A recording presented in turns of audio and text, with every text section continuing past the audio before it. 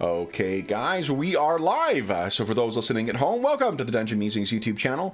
My name is Kevin Madison, and I will be your friendly, your friendly Go Master today, because today we are carrying on with our ongoing campaign playing Legend of the Five Rings 5th edition, published by Fantasy Flight Games and now Edge Studios. And our campaign is called Lament for Lovers and Liars. Joining me today are the stars of the Lament for Lovers and Liars campaign. I'll go the order I've got you guys on the screen here. Why don't you tell us who you are and who you're playing? First up, we've got Sean. Hello, I'm playing Agasha Jinzaburo, and I am a Shugenja that is wanting to be an investigator, is in the process of being an investigator. Nice. Yes, you have been commissioned as an Emerald Magistrate. Mm-hmm. Joining Jinzaburo is James. And I am Doji Gorove, a Daidoji Iron Warrior, a Bushi, eternally jolly man who, with a dark side to him, or a private side to him. Mm-hmm. So last time, guys, we opened our session with the fallout from your aggressively friendly crab samurai who had tried to convince you. Let's see, what was his name here?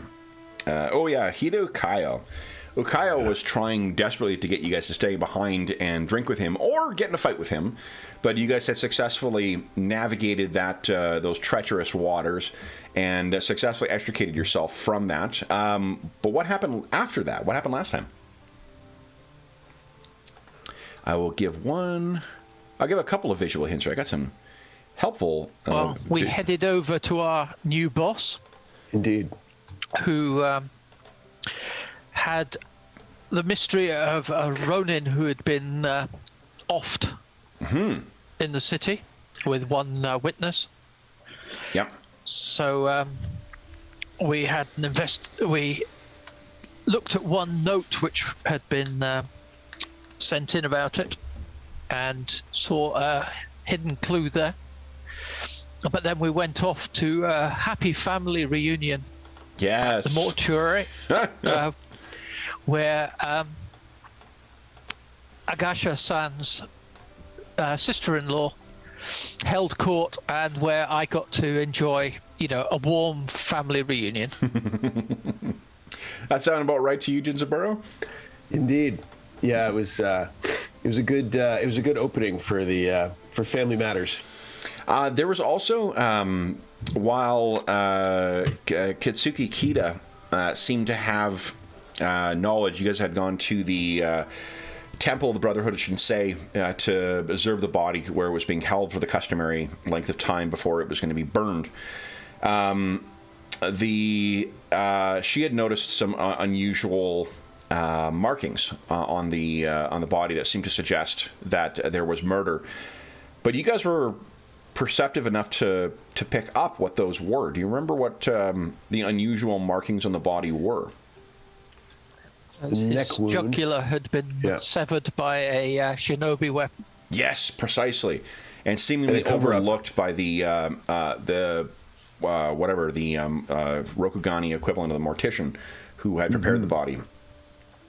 Yeah. We were trying to play dumb with Kitsuki Kita, but unsuccessfully.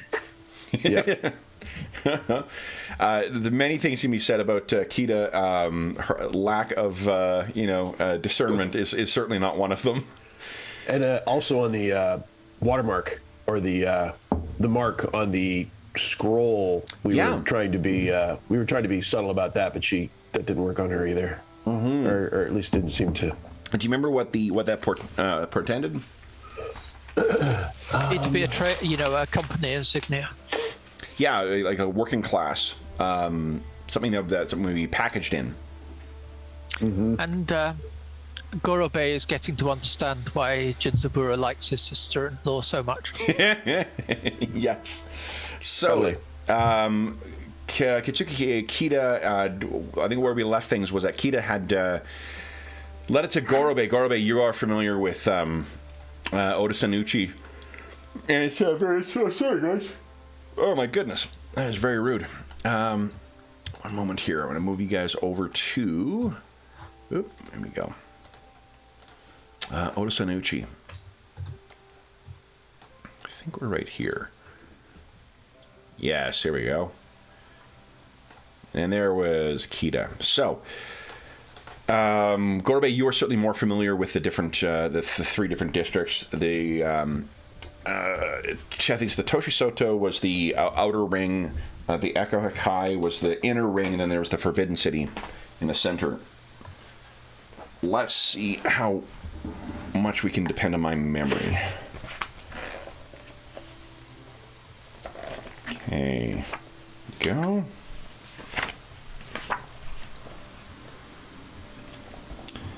Toshisoto is the outer district, Echo Hakai the inner district, and the Forbidden City. Look at that! Hot damn. Nice. Like I'm a local. All right. So then, guys, what? Where do you wish to go next? This is still evening here, so whether you are going to push on with the investigation tonight or pick up tomorrow. I'd suggest we pick up. Well, yeah, we were going to see the witness, right? Yeah, that's a good call. And Sister was keen to get over there swiftly.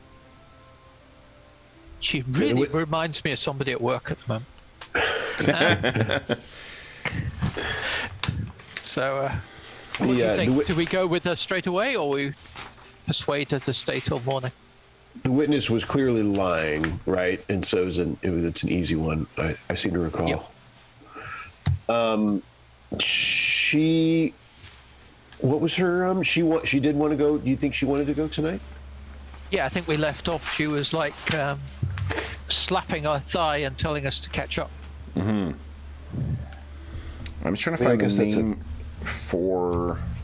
Did I give you a name for the Ronin witness? Let's see here. No. Kosaku, I want to say. Kosaku? Kosaku. I stated that Yuringa.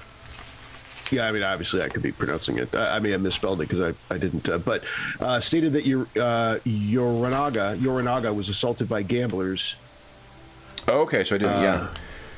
Kosaka was the name I gave you? Yep. Okay. My handwriting.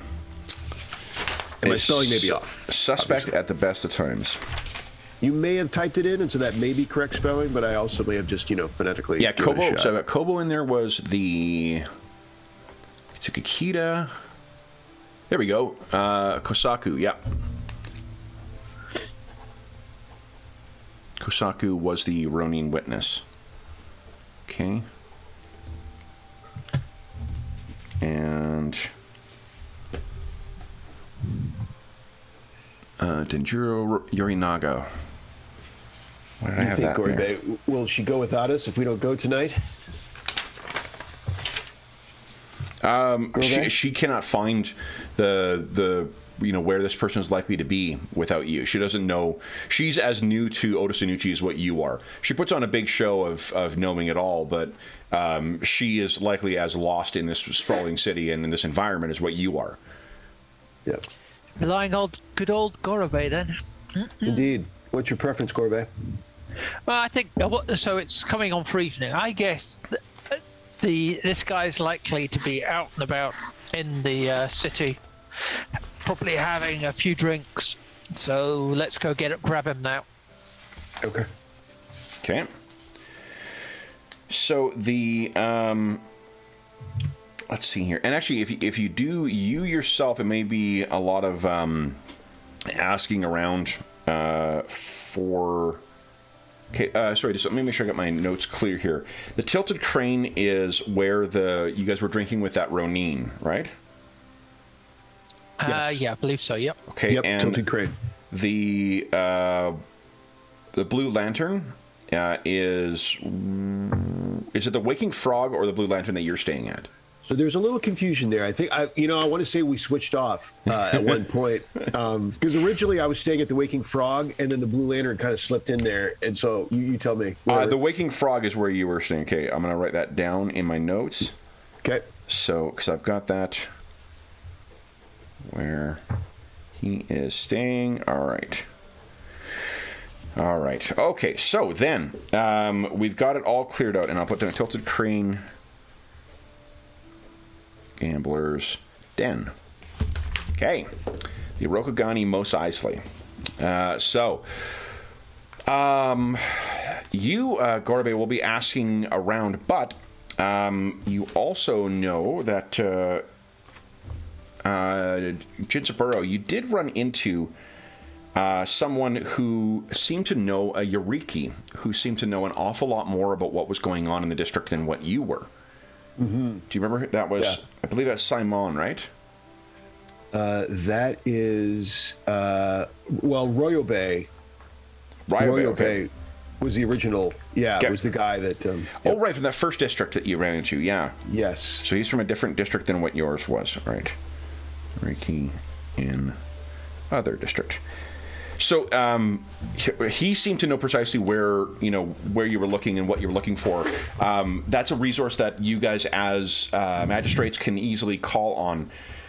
The Ronin are technically part of the samurai, and not even just technically, but they are absolutely samurai. So they have all the responsibilities and are owed the due deference that those of the samurai caste are entitled, or to which they're entitled. But they also tend to occupy and spend more time in the world of the lower castes than what other samurai do. Most other samurai, at least. So because of that, if you want to know more about that particular world, the Yorikis can provide a great deal of insight into that world. Yes, I will say, Gorobe, you would know better than I, but the Yoriki were very helpful to me when I arrived, as far as just even finding my inn, and may be helpful in this situation. Gorobe, also, you have that playfulness distinction, which makes those a lower comfortable working with social inferiors. Yeah. So you probably have a great working relationship with many of the Yorikis across the different districts in Otosanuchi. So we'll head there. Okay. Absolutely, let's involve the Yoriki. Okay. So Naginata in hand. I think we picture you guys making your way through. Kobo, the Yoriki, or the outcast assistant that Kita has, is bearing a lantern ahead of you guys to provide light where otherwise the light does not shine. And through these cramped streets, you make your way up to where you remember running into or you passed by this before, Jinsaburo, 2 days ago when you arrived, or 2 days ago, I think. You can hear. Wait, did you arrive today, or did you sleep yet? I think you slept one day, haven't you? I don't know. I'll have to say no. No, I don't think so. It's all the same day, actually. It's a big day. It's been a big day. Yeah. That's my goal, is to not have you guys sleep at all for the entire length of this campaign. Right. Get those endurance rolls going. Yeah, exactly. Take that, Jack Bauer. Yeah. I'll show you. Yeah. So what? You walk up to the. It's just a single-story little building that there are lights inside. So when you creak, or when you make your way up onto the steps, there's an audible creak, and you can hear from within. What is it?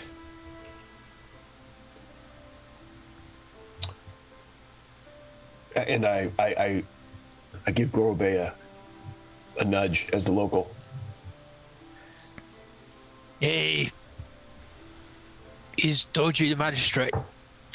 You can hear, you can't see it, but you can hear the sound of someone scrambling to their feet and scurrying across the floor, and then the thing is thrown open, and it is Ryobe once again. And he drops to his knees and bows. He says, "Forgive me. Forgive my forgive my rudeness. I did not know. Please, how might I be of assistance?" And he's still prostrate on the ground.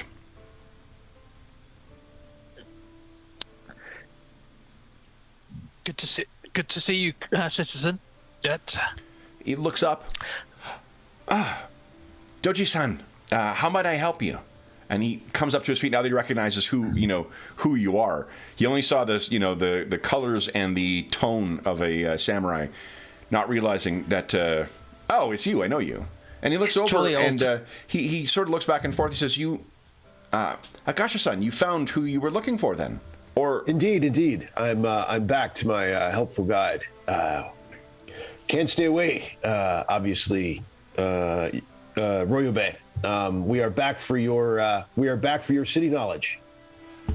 And he looks back and you see there's like a wife and child who are in there. They're probably just having an evening meal. And he steps outside and closes the door behind him. And he says, "Of course. In what way can I be of assistance?" I'm looking for a Ronin who got involved in some ugly business. Kosaku is his name. You know him? Kosaku. Let's put the onus on you. So, first roll of the session. Love it. Nice. All right, so let's think here. This is probably going to be I think it's going to be a courtesy, because you're trying to just appeal to him in a friendly way. Mm-hmm. Yep. Yeah, it seems like water. Like, I'm not sure if water is garbage. Like, I'm looking and seeing that water has charmed them.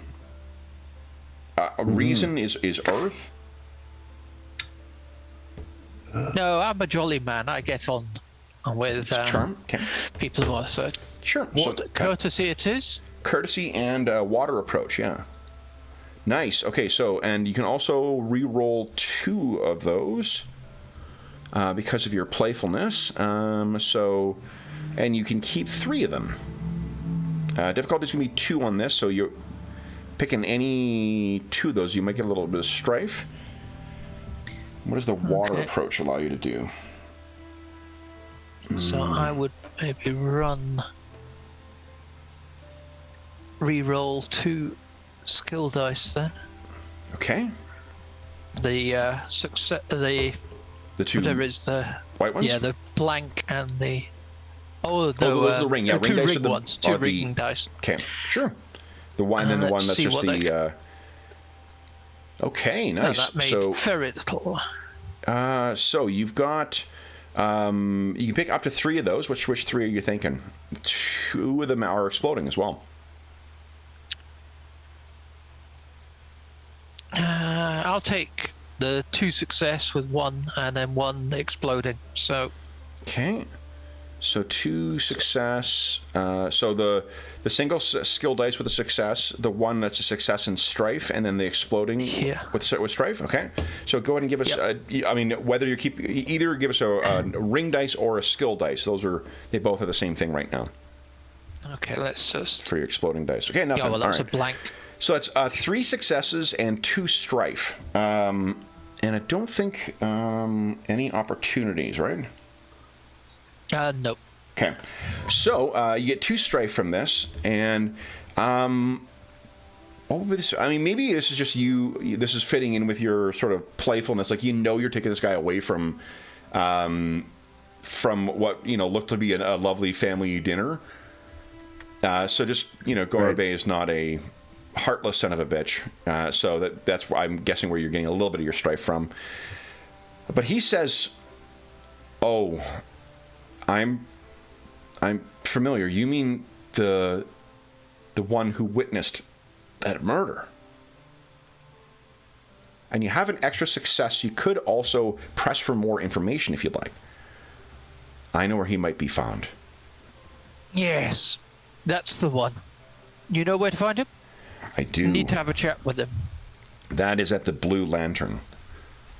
It's changed names a couple of times recently, but I assure you, it's operating as the Blue Lantern currently. That place keeps cropping up. Yeah. And now let me just see. Let me Come on, where's the... So you could ask. Oh, here we go. There are. No, so I'm going to look for a bit of gossip to get rid of some of that strife again, because So you can't now that we're spend- talking... This is a success, so you can't get. You can't add this. Can't use the success to get rid of the strife that you gained. But what you could do is you'd ask him for further information. He may know more about what. Yeah, Sorry if so I I'd like interrupted to you. That's what you were precisely doing. No. But Yeah, I was thinking I would now have a bit of a... So tell me about... Now I know where he is. Tell me, what's the lowdown on this guy? Who's he hanging out with? What's he up to? he, he does a kind of conspiratorial look.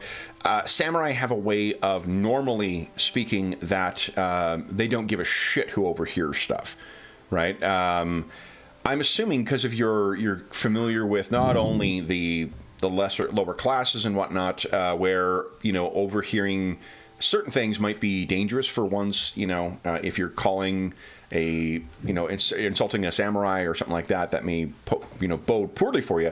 But you also know that as a magistrate, like, this place is rife with spies and sellouts and things like that. Like, there are people who want to betray people. So I'm assuming you sort of leaned in and said it relatively quietly, and he leans in. Yeah. So this is really like, this guy is like, maybe your experience with this, Jinzaburo, would be like favored servants might be treated in this kind of like friendly, conspiratorial, sharing secrets kind of way.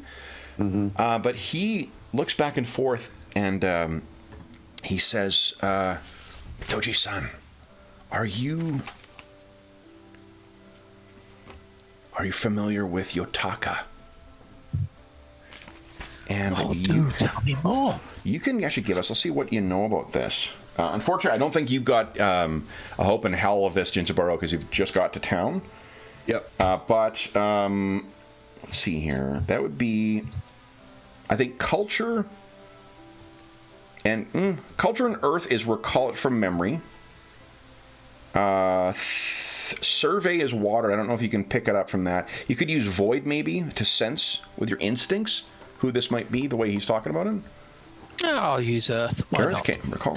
Not just use this. So culture and earth. Nice, and you keep 2 of those. That's a great roll. Holy smokes! That is a good roll. Huh? So, what do you think? Like the exploding one and the regular one? Or you just want to play it safe? Sorry. Yeah, so the exploding one is I just re-roll it. Oh, no, Yeah, I if get you an pick extra. it, like you don't get to see the results of the exploding dice until you pick it. But if you pick it, then you re-roll a skill dice, and you see what comes from it. And you get a success to boot, right? From its It counts as a success as well. Yeah. Yeah. So like if you it's a picked good- like say that like one of those bear successes and then the exploding success, nice. Oh, no, yeah, sorry. Skill. Oh, that's fine. So an opportunity. So you've got 2 successes and an opportunity, and you are in the Earth stance right now, or the Earth approach. So let's see here. No, it's called stances. There we go. I'm thinking too much of Power by the Apocalypse games. Your approach. Oh yeah, stance. So let's see. Earth. When other characters make attack actions. Okay, so I don't think the stance really does much for you here, but you have an opportunity. So but here's the success. Here's what you know. Yotaka is one of the gambling bosses out here. He is a kind of like a gang boss among the middle groups. And it's actually around the district where Jinzaburo is staying right now and where the murder occurred. So he's Yakuza, or...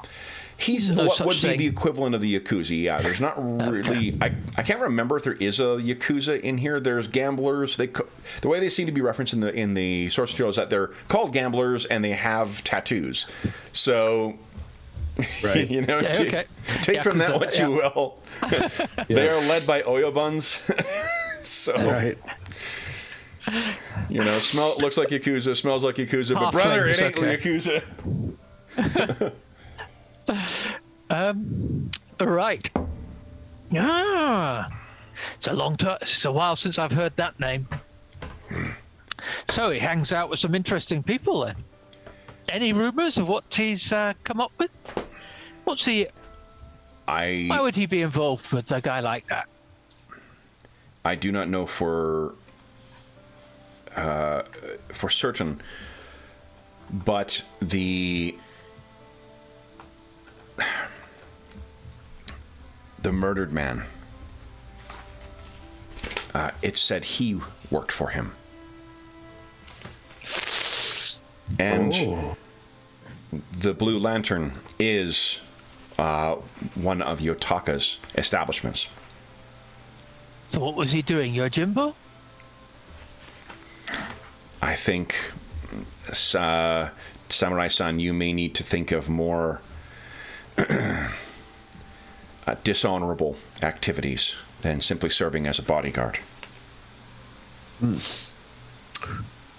Interesting, as we were thinking that that this dead Ronin had crossed someone like Yutaka. Not necessarily that he'd worked for one. I mean, I guess both are possible, that he worked and crossed him. But interesting that he was in his employ. He employs many such Ronin in the district, and is said to have great influence above his station as well. And he's saying this as sort of a whisper as well. He's being very careful of who might overhear this. Since walls are papery in Legend of the Five Rings. Yeah. Well, one of the upsides of having these, one of the reasons you build your place to have such creaky boards too is to be aware of who's coming. There's very little you can hide between the walls, but that also can work to your benefit. Yeah. Huh. Right. Someone else to interview, perhaps. Go away. Yeah. His eyes kind of go big, and he says, "Thank you. You must be careful. He is a dangerous man." And I hear that if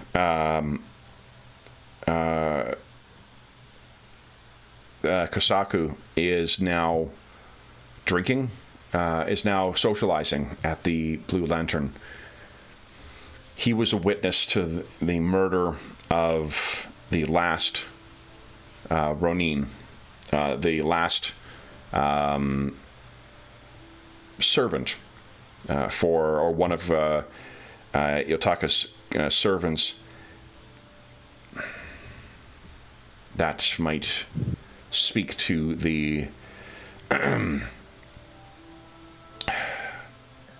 his role. You would both know that he can't really come out in his station and say that a samurai is lying, right? Remember that testimony is really the primary way that that's a thing that you rely on for conviction. If a samurai says something is true, it's expected that it's true. Not like that evidence nonsense. But with, he seems to be dancing around a way of all but saying he would not even, I think, even for him to sort of imply that the samurai's lying might be stepping over the line, or might be seen as stepping over the line. He doesn't know you guys well enough to know whether a lowly Yoriki can call a samurai a liar. But, he seems to be on the cusp of getting in the park, of getting, near where he would be saying this guy's a liar. This is as close as someone of his station may feel comfortable doing that. Good to speak with you, Yoriki. And he Indeed. bows. Let's see you tomorrow. Always happy to be of assistance. Now, Gorby, you have one opportunity left as well from that last roll. Did we find out where best to find Kosaku? Other than his employee? Okay, I guess we'll just go to his employment. Yeah. Because it might be if we could find him somewhere other than where he works, it could be beneficial. I think Akita has been sitting back while you guys have been going through this and just observing. And if you guys are talking about where to do, once Ryobe goes inside and you guys step back, she's, seems to be taking in what has happened. And she says, I'd almost forgotten she was there. Then I'm like, yeah. She will say, well, I guess before we get on, you had that one opportunity. So I'm just looking here for Earth. Only one. You could remove one of the 2 strife that you gained. Well, would that? I guess I gained 2 and 2, right? So I had 4, but then would I have got 3 back because of my gossip? You only gained 2, right? All right. I thought I'd got some from the. Sorry, you were triggering your passion. I see. Okay, to get a void point back. Yep. Did you 3 actually? So you gained 3. Oh, did you? Were you down a void point? No, I can get 3 strife back from gossiping. No. You gain. What's this? Maybe I've got this written down. Hold on. Yeah, forgive me. I've got it written down backwards on my sheet, on my cheat sheet. I think you're absolutely right. So yes, you would be down to 0. So when you got anything else, what you could do? I see that one of the Earth spends for it is you could spend an opportunity to remove 2 strife from an ally. Reassure another character in the scene with your presence, allowing them to remove 2 strife. And I do see that Jinzaburo is sitting on 3 strife right now. oh yeah. I lean over to Jinzaburo and say, "You see, our plan all comes together. Don't you worry about your sister-in-law. We'll sort it all out." This investigator business, it's not that hard. And All about who you know. Okay. Indeed. So then you are Jinzaburo. You can to remove 2 strife. Okay. And then Akita says, then what is the plan next to attend this? I tell you, we have not seen the murder. We have not attended the murder scene as of yet. And while I respect that the Yoriki and other magistrates have looked over the scene, we have a keener eye, no? As you wish. Yes. Lead on. Very good. Yeah. I'll take you there then. Okay. So And I swagger off down the street with my big old Naginata over my shoulder as ever, a sight of the area, of the district. He's walking back and forth, kind of wobbling. The I can't remember what they're called, but the wooden shoes with the slats on the bottom. Oh yeah. Do you remember what they're called, James? No, I forgot. No, okay. Yeah, okay. Anyway, so it doesn't take you long to get to this, and it's pretty much right outside a fairly it's in basically an alleyway between a fairly raucous let me think here. I think it's actually one of the alleyways about a block off from the Blue Lantern. So it's not far from where this happened, and it is in a similarly sort of active, more middle caste kind of drinking, kind of gambling place. Something not frequented by the merchants or the samurai class or caste.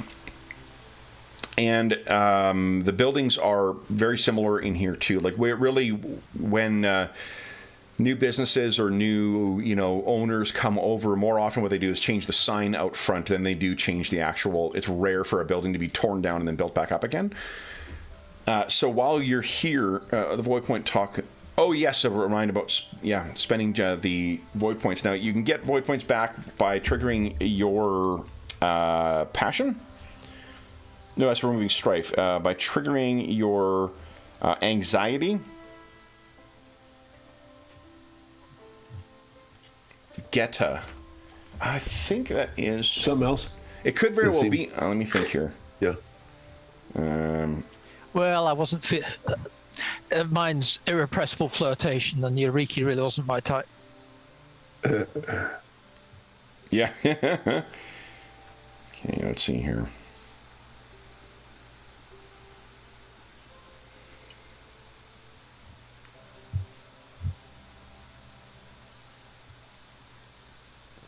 Yeah, the Geta is what I was looking for. Yeah, I think I didn't. I either knew them by a different name or I never knew the name. Yeah. Yep.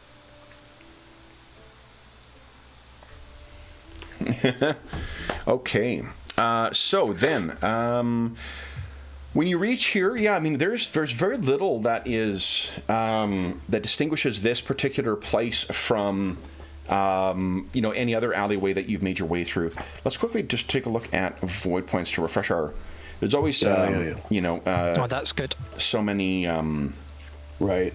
moving parts in this game. So here's what it is. You can adversity. I can choose you to force you to re-roll 2 dice rolls when your adversity comes up, and your adversities are sworn enemy and whispers of fate. And that if you fail, you gain 1 void point back, and then I can also trigger your anxiety. You receive 3 strife, and the first time it occurs in a scene, you regain 1 point. Your points are irrepressible flirtation and delusions of grandeur.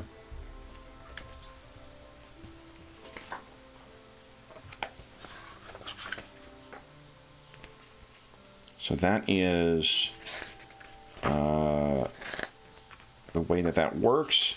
And then your void points. Page 36. Yeah. Oh, if I can conceal the TN from a check, which I did do for the second one. So why don't you get? I think you're back for your full void points, but Ginzaburo, you can give yourself 1 void point there. Okay. Okay. Those are green? Green is your void points. Blue is your strife. Red is your fatigue.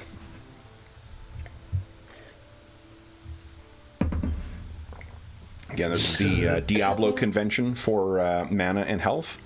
So, what do you guys wish to do? You've reached the scene here. Kita seems to be taking careful, observations of the surroundings. And seeing that, Ginzaburo jumps into action, trying to look kind of like her. Okay. So how are you thinking that you would approach this inspection here?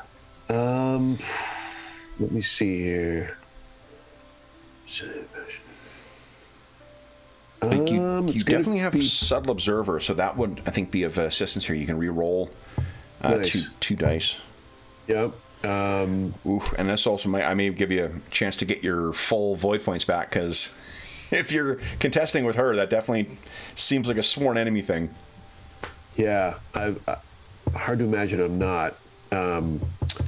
I'm going to say it'd be between probably fire and void, which are his two main. So he's either going to be approaching it with instinctually, Okay. or just kind of ferocity, like kind of bumping her out of the way and trying to be more competitive than careful. Sure. So I think, let's see here. This would probably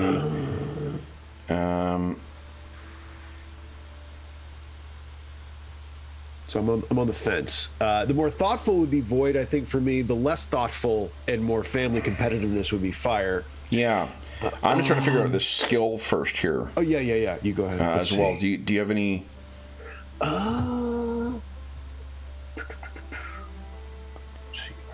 Like, it's not. I can see a bunch of things that it's definitely not. You know what? Yeah. Let me look at Scholarly, eh? Would it be kind of a? Let's see. Quite possibly. Let me look at the Kitsuki school. I wonder if they have any reference to what combo they use, because that might give us some right. insight. This is going to come up again. I mean, anything investigatory, Yeah. Well, and I like if I can get insight from the here we go, Kitsuki Investigator School. Also, remember that you guys have you all each have techniques that are available to your shuji, your kata, and your rituals. So it'd be your for you, Genshinburo, your rituals would be your spells. Indeed. I don't know if I've cast anything yet, so I gotta look for an opening.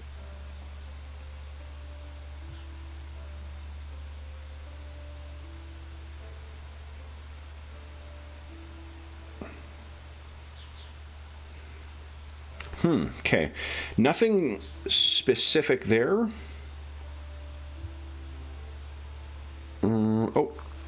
There's this technique called honest assessment. I'll bet you that will give us a spell or a skill insight. combo. Yeah. That's a shuji, I believe. Honest insight. Like it's such an interesting game that you can have a great deal of you can have it play with very little complexity, where you're just kind of discussing the approach and the skill and whatnot, interpreting the dice with it. But there's also this rich whole thing of techniques to add a lot of specific detail with what the characters can do and not do. So it's very cool. So I think it looks like it is courtesy Earth when you're dealing with a specific other person. Okay. Whereas, let's see. Whereas investigating the setting, is less obvious. Let's see. This is neat. So remember, I think because Genshinburo, do you have a shuji called Stirring the Embers? Genshinburo, you're talking about? Yeah. Does Genshinburo have that, or am I? It doesn't ring a bell. Let's just make sure here. Stirring the Embers. I don't think so. Okay. That's a kind of investigatory. It's one that when you're using a social skill from the fire stance, what you can do is spend opportunity to choose a target and one of their known distinctions and spend this until the end of the scene. When that advantage applies to a check, the target may reroll up to 3 dice instead of 2. So it's a cool way of sort of augmenting, like the subtle observer skill. That's a really effective way to be helping out another character to give them much bigger chance of success. Yep. Yeah, it's cool. Okay. So I don't see it in there. So I think. Let's do this. The book has not provided an assistance here.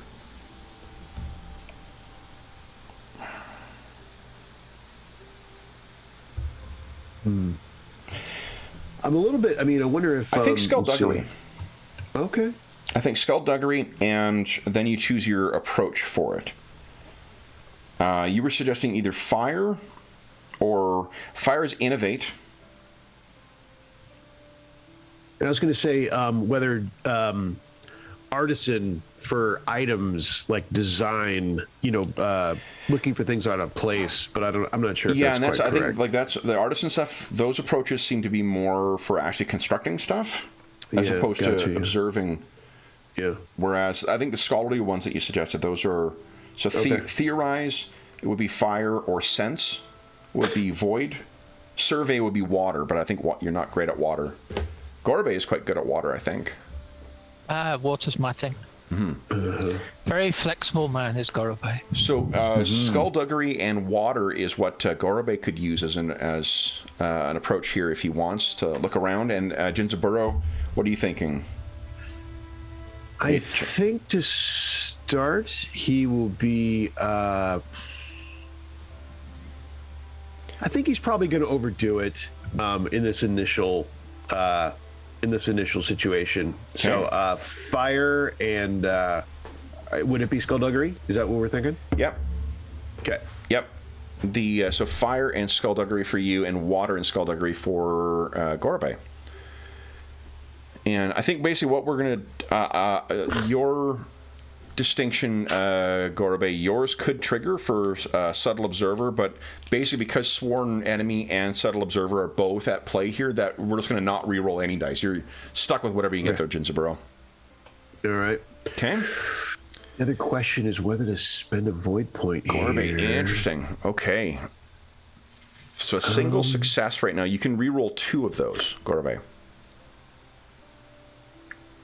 Right, so I'll re-roll the blank and one of the advantage. Yeah, advantage and strife. Okay. Yep. So 2 ring dice. 2 ring dice. Here we go. Nice, another success. Okay, so you can keep 3 of those. So I think I'll go with 2 success, 1. Sorry, I keep forgetting the right.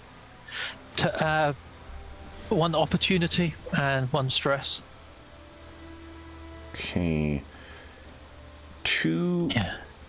So 1. Let me see here. 1 opportunity. 1, 2 successes.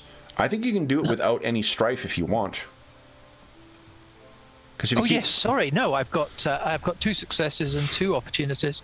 Yeah. Yep. And no strife at all. Okay. And then Jinsaburo. So I'm going to spend a void point. Okay. That's 1 extra rolled and kept ring dice. Yes. Ring dice, or is it? Ooh, Ring dice, look yeah. at that. Ring dice, okay. It's a ring die. Oh, it is ring die, okay. Nice. Okay, so you have 4 you can keep of those, and it's very little strife. And remember, you're in fire approach, so your strife counts as an extra success as well, if you keep it. That's sure enough, that is.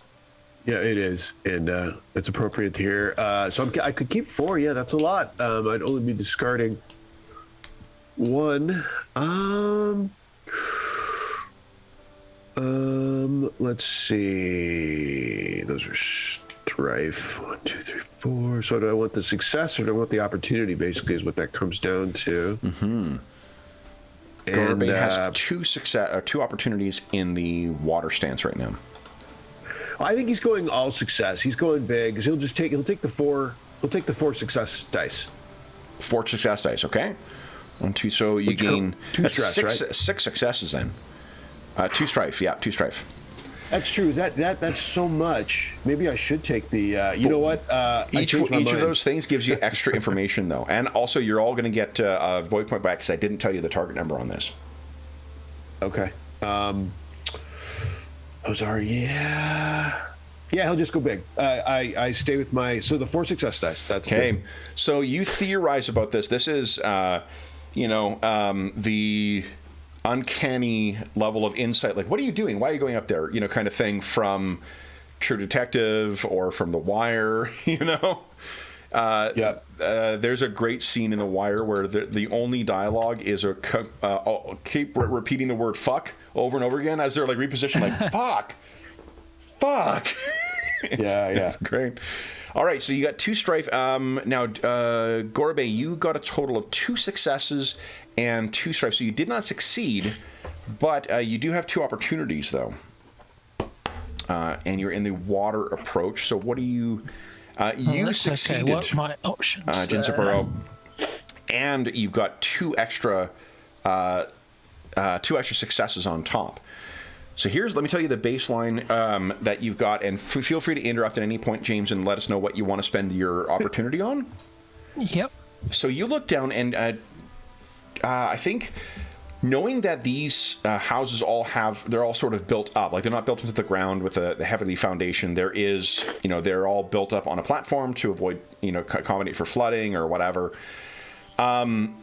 There is a space beneath these things, and in this particular building, there is larger slats of wood that have holes in them. So you sort of look over and realize that something might have rolled under there. So you crouch down, Jinsaburo, and you're looking in, and then you get Kobo to bring probably Kobo brings it over for you anyway and hangs it down. You're like, oh, okay. And you can see something illuminated. There is something in there. Something has underneath rolled. underneath the platform. Underneath the platform in the darkness. It looks like it's rolled in maybe about a half foot, a little more. You can easily put your hands between and grab it, but like, unless you were down here, there's no time of day when the light of the sun would really be able to illuminate this area. So this, had you not been carefully looking down there, you may have willing missed to go this low. Precisely. and being fire stance, I'm like, oh, I let out like a far too loud like but unnecessary and I go pressing into the space a little bit. Okay, so you press in and you grab and you pull out and you realize there's actually two things that were in there, because you've got yourself so far in. One is there is a koku, so it's a coin with a hole in the center that would have been on a coin string, and this is a brooch. Now, do you have any training in any of the artisan skills like aesthetics or design? Jinsaburro, I can't remember if you do or not. Let me see here. Negative. I have one smithing. That's what I have for artisan. So this is not. What I can tell you is this brooch is it's probably like the kind of thing that holds hair in place.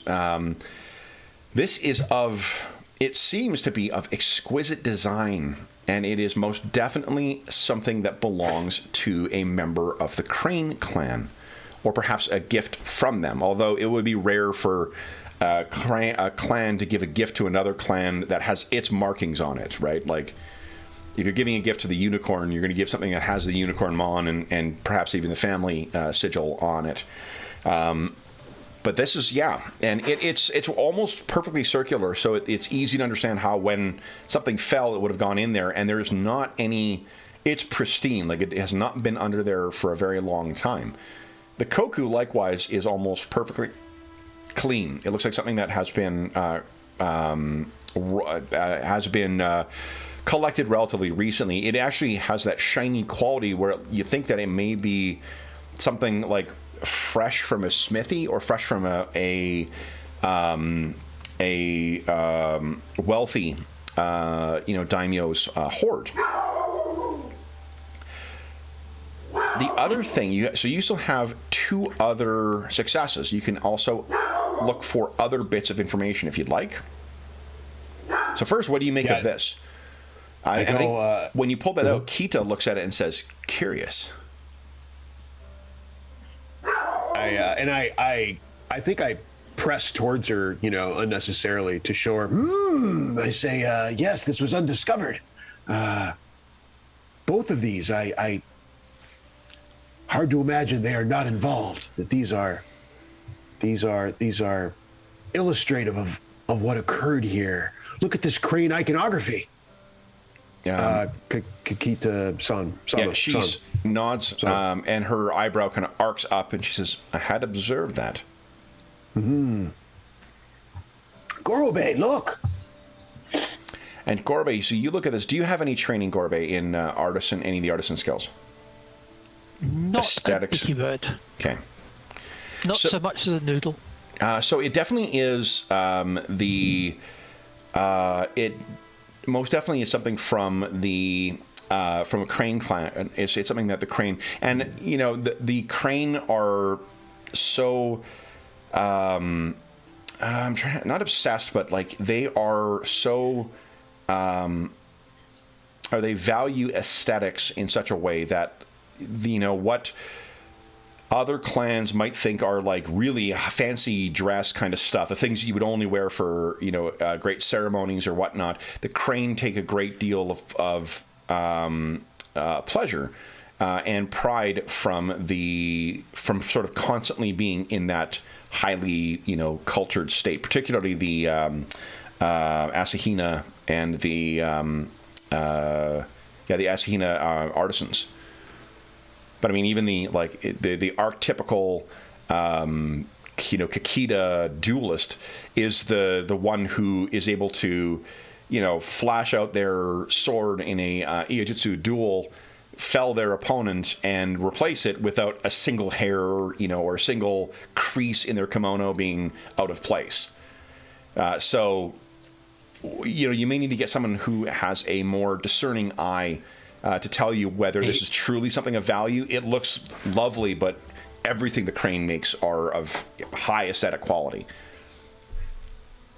I think we will need to bring this to either someone who is a artisan expert, or perhaps someone of the crane clan themselves. But what I'll let you guys do is, why don't you give us, this is going to be a target number 4, so it's a pretty hard task to notice this.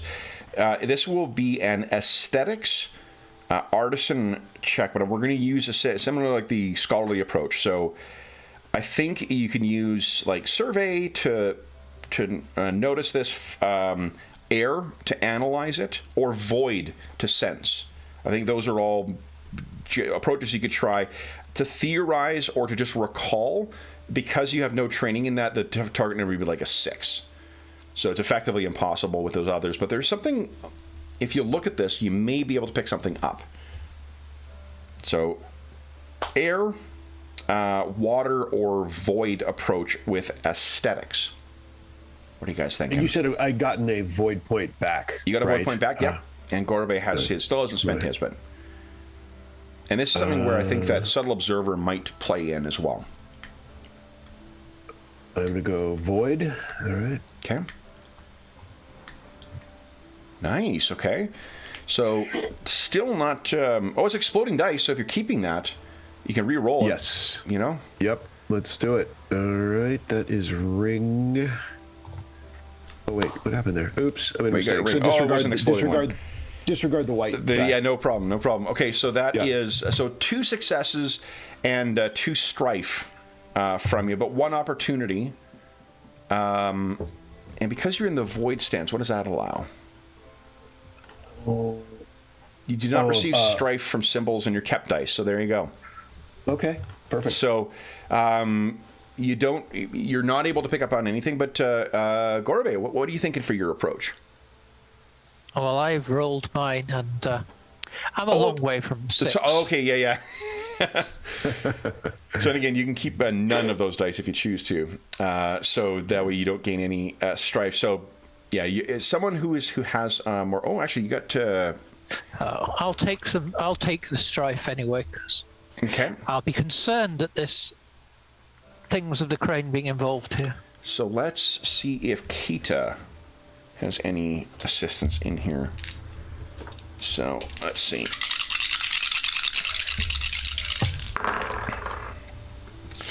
All right.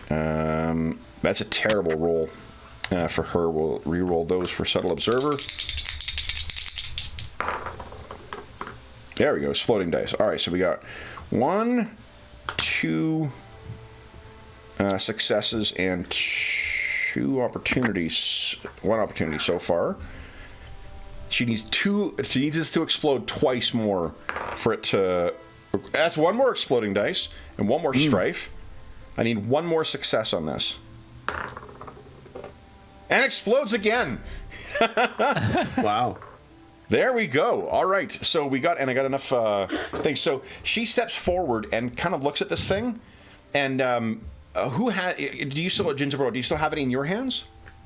Yeah, I don't think I'd easily give it up unless someone's going to have to really, Okay, so you were looking at this, and maybe you're about to put it away, and like her hand kind of snaps onto yours like a viper striking, almost, and like and you give her a look, and she just, gives you a look of like, just wait, and she turns your hand slightly so it catches the light, and she says, "Observe the color." Does that, and she looks at you, Gorbe, does that seem correct to you? And you're looking at this, and she says to Kobo, she says, the flame. and he turns it so that it is like there was a colored side to the lantern. He turns it so it's white, so you're getting as much of a kind of a pure color of the a pure representation of the color in this dark environment. And you're looking at this Gorobe, and holy shit, she's right. Like there is a blue that is generally used. There's two kind of hues of blue, but there's two versions of blue that are used by the Crane clan. It's one of the ways you can always mark your the different great clans mark each other. But this one, you look at it and like the whatever inlay that's in here, whether it's porcelain or precious stones or whatnot, it's just off a hair. So it has a greenish tinge to it. And in a certain light, you can almost see it like it's like an aquamarine instead of the like powder blue that it should be for for it to be a what do you call it? Something of the Crane clan. And like one of the things that those who are not of the Crane clan often complain like it's like that they're wasting all this effort to to make things that are just pretty and there's no meaning to them whatsoever. But those who are in the Crane clan and know what to look for understand that there are complex and deep meanings in everything that they create. And what this might mean, Gorobe, is it might indicate a marriage, a very subtle way of saying that this person has married into something else. And you're looking at it and you're like, okay, so green, the dragon most definitely make use of like an emerald green in it. So yellow is what we need. Yeah, but it doesn't quite, it's not quite that quality.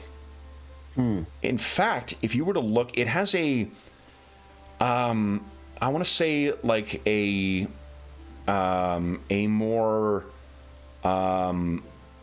luxurious quality to it. The green that the dragon wear is, that of like the forest and the natural environments and whatnot. This has almost the look of jade, which may indicate a Crane clan member married into one of the royal families. The Sapun, the Otomo, the Maya, or the... Is that all of them? I think that's all of them. The Maya, the Otomo, and the Sapun. If so, it's gorgeous work, and most definitely one of the, this is one of the rich Crane. So the rich among a rich clan.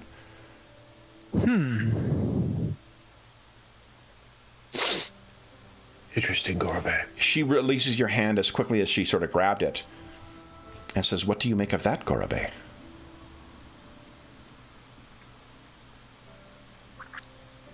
Mysterious indeed. I'm not going to give on anything more than that. Okay. Now, Ginzaburo, you still have 2 more successes. Would you like to cash those in for some other information? If there is anything available.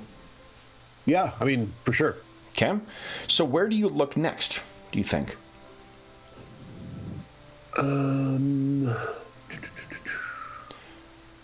So it occurred. So it's an alley, right? Yep. And there is some domiciles of which this was found underneath. Turn your mind to the sinister as well. So how this got under there, that is a question for you to figure out, but I don't think you need a success in order to do that. But knowing the method of the murder, where do you think the murderer was?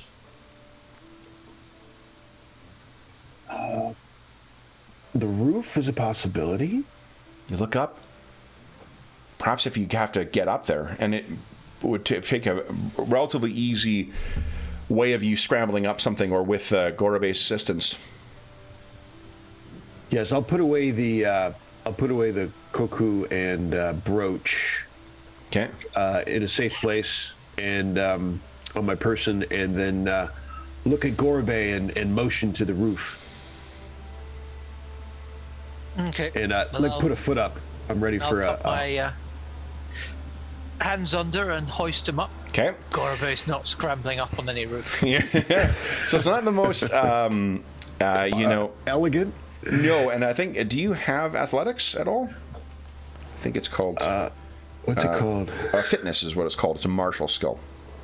The dragon often... I do. Yeah, I do. Okay, so yeah, this is not, people may think of the Shugenja as, soft, priests Yes, or jockeys. scholars, but not among the Dragon Clan. Yeah. You scramble up onto the roof, and... We hiked to mountaintops to cast our spells. Damn straight. So you get up there, and like the roofs are very much like you see in the illustration here, and you're having to be kind of careful. It's very treacherous moving along here, but I'm not going to make you make a roll in order to do it. And the roof is, this has seen many seasons worth of exposure, but what you were able to find with your tenacious look, you sort of keep like looking back down to judge where the others are standing, and you can see there is a place where on the roof where it looks like something has been stuck into it, like a python kind of thing, relatively recently. Because of the fresh, you can see the surface of the roof here. It would be discolored by the sun and the elements and whatnot too, but the interior of the wood is not necessarily discolored in the same way. So you can see that the interior is fresh. And from where it is placed, it's almost as if someone could have secured themselves up here and waited. Knowing that I'm the only one that can see it, obviously, I go, oh, and mess with it. I like Kita test it says, out. she immediately answers, "What is it you see, brother?" Just a minute. I'm going to make her wait just for a second and get down close and then out of sight in essence because I'm going down low and then peek back over the edge. I think you can feel free to remove 3 strife. You've not used provocation yet this round. That definitely sounds like provocation to me. Yeah. And I noticed from my last roll that I didn't have any opportunity, but I'm noticing that there is the ones that inflame strife on others. Those are some nice low-hanging fruit there for the future. Most definitely. And Gorbe, you still have 2 opportunity from that last from your investigative role too that you have yet to spend. I'm not sure if there's any opportunity that you had in mind for it. Yeah, there's nothing springs to mind given my lack of knowledge of jewelry and lack of willingness to climb on roofs. You know what you could do though is now that you've got the exposure, perhaps. So I think one of the opportunities. Let's see here.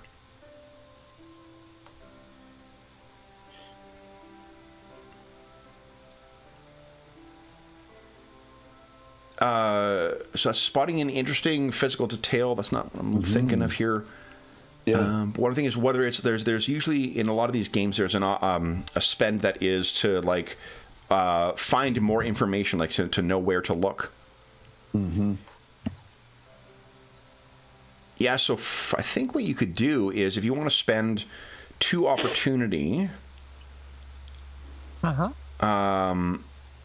That there is, you, I think, would know who to speak to find who crafted this thing.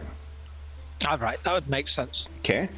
So, yeah, in spite of, because there are probably, like, seeing it, you're like, okay, there's any number of people who could have made this thing, but as soon as you see that there is that jade tone to it, you're like, okay, that narrows the pool substantially because there are only, like, those... if there are gifts, this is the type of thing that would most likely be like a wedding gift. And if there are to make wedding gifts for the royal families, that would most definitely be the masters or prodigies who craft those things. So you can't have the work of someone who is still learning their craft to give off to that, right? Like that's what lesser families and like client families. No interns on this job. Precisely. no interns. I don't want any articling students working on this. So then, Jinzaburo, how is it that you reveal this information to the others?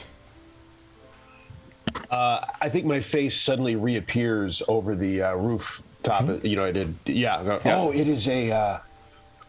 There is someone placed a handhold up here, stuck in the roof, to help them balance while they waited. I suspect for the target. Kita says in a very, very icy tone, "Shinobi." And at the mention, I think I get more excited. Like, ooh, yeah, we're in it now. Like, we're investigating. This is no screwing around. And I guess one last thing I'll give you here, knowing where you are right now, this is. What do you think, Kagorbe? You're maybe looking down and you're looking up at him and realizing where the wound was. So if the wound is around the jugular and whatnot, and the attacker is above. So you'd never be able to get the angle. Unless. He's looking up. Mm-hmm. What do you think might make someone look up like that? Noise, I guess. What would make Sounds them of a bird. Samurai? One of the things that you're aware of, a lot of the samurai arts, are mastered through kata, which is a way of just teaching your body to act in reflexive ways. And even Ronin have that type of training. So if you heard a sound suddenly that may be threatening or has the potential of doing that, that's where that instinct may kick in. What might... So the sound of a weapon being drawn? Yep, so that might be something that would cause him to be defensive. But what might cause him to look up that doesn't trigger any of those instinctive, life-preserving defenses?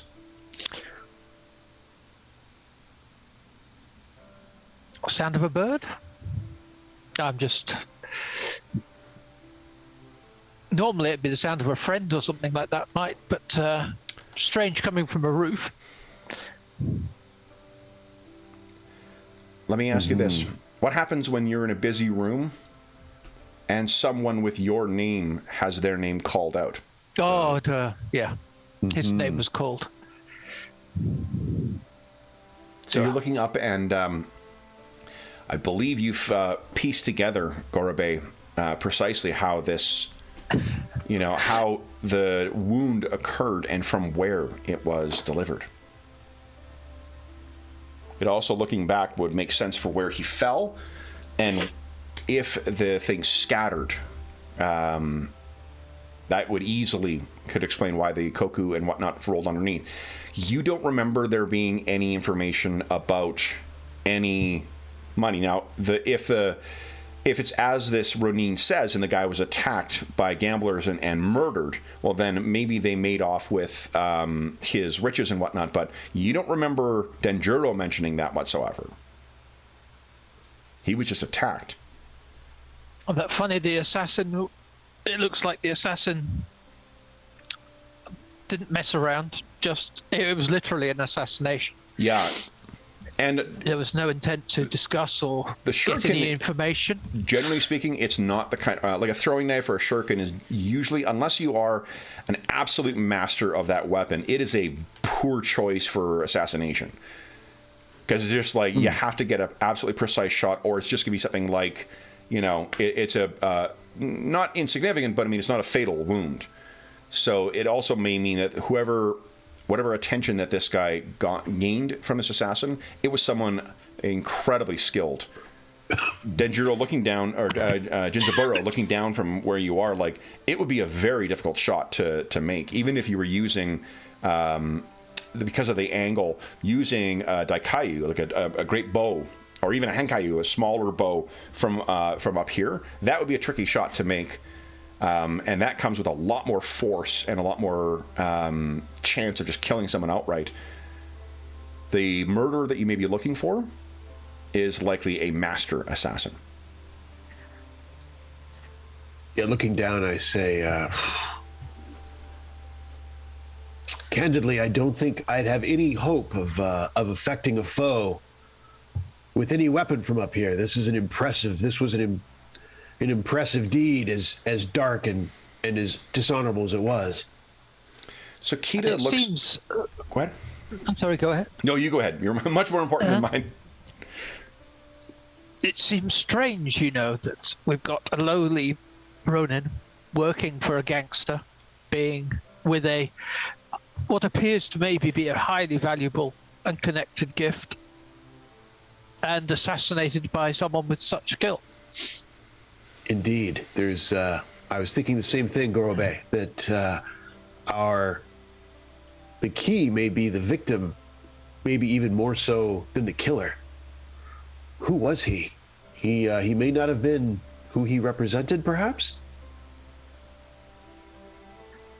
And you mentioned Jade. Like, what is a Ronin working for a gangster doing, perhaps married to someone of the royal family, or at least that's what the brooch infers, unless he possessed it, but it wasn't exactly his. But now, does everyone know about the color? It was something that only it would be very easy to overlook. It's exactly the kind of clever bullshit that Asahina artisans love pulling. Where if you happen to have the eye for it, you'll notice it and be like, oh, that's really clever. But if you overlook it, they can just be like, But Kita drew the conclusion, right? Kita noticed it first, yeah. And once it was pointed out to you, then you were able to notice and shit. You were able to contextualize what it meant. It's a very subtle thing. Although you can picture. No, I wouldn't have said anything about it. Okay, very good. So we just know the color. Would Kita know about it, or Kita, the fact that she's drawing it to attention? Who knows? She's keeping her cards close to the chest as well.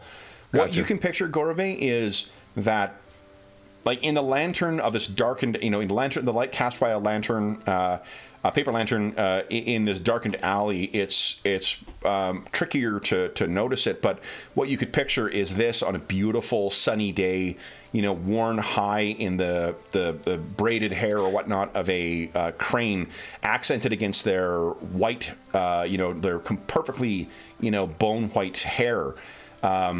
Then it would probably be a lot more apparent to all around that this is a crane with distinctly jade-colored qualities to the design. But just in this environment, it's very easy to overlook that. Okay. No, because obviously I'm not going to want to draw attention to anything involving senior members of the Crane Clan. Yeah. Yes, we.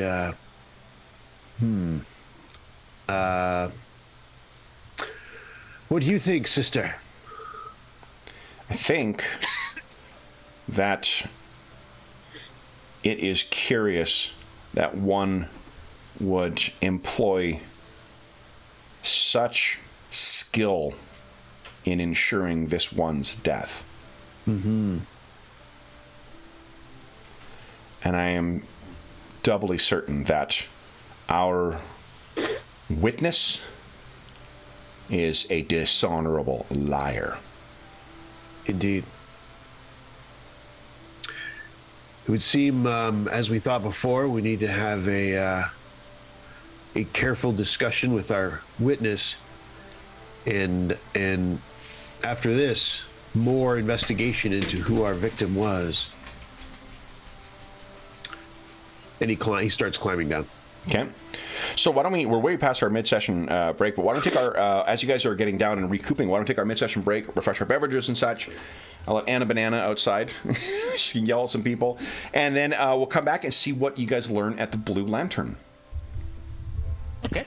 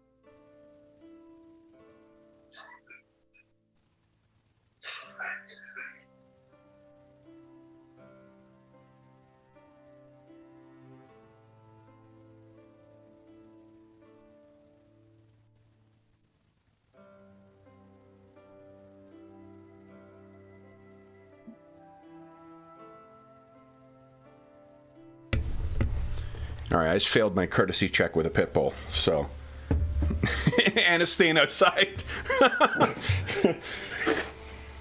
Yeah, she's relaxed. It's I think I mentioned before the session, like we finally got a break in the heat today, and it was like 30 degrees yesterday. It's about Celsius, and it is currently about 19, and there's just a beautiful wind. So she is 20 degrees, but we got a thunderstorm coming, so hopefully the the session, I left the door open so she can sit outside and Nice. hopefully Backyard. Yeah, the wrath of Osana Woe will not come before we finish the session, and I can go and bring her back in. Yeah. But She doesn't like getting wet, right? If it starts raining, she'll just come in. she will just come in, but it has to really be coming down. We've got these great big pine trees in the backyard, so she's got a fair amount of cover from there. But no, she doesn't like. She's not a fan of the rain, and more often, like if it rains when we're walking, she will assume it's me doing it to her. So I get a lot of looks of like, "Come on, Dad, what are you doing?" Right. That's funny. Oh my gosh. But it's fun because she's plunked herself down. I've got this big comfy chair I always keep out in the summertime for her because she likes sitting in it, and it's in the sun for a good part of the day, and she's got a view of where I work, so she can keep an eye on me, but also enjoy the outside. Nice. I stepped outside to try and get her to come in. I'm like, okay, come on in, and then it's playtime. As soon as Dad's out in the backyard, it's playtime. So I was like, fuck it, just enjoy the outside. Yeah. And we'll come back after. Okay, so then, guys, so a lot of things learned. Information. Yeah. What do you guys wish to do next? I think we need to go proceed with our witness. Let's say. Okay. And Bless you. Oh, someone sneeze? Oh, Jay's sneezing up a storm? Yeah. I managed to find my mute button this time. Nice. Thanks. All right. I'm just checking to see what I think I've loaded all the images in here. This is before Dark Sun, so it's not that. Here we go.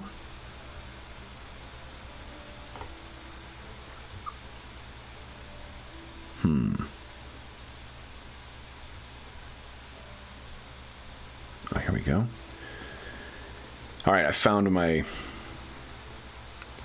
sweet bucket of yes, here we go.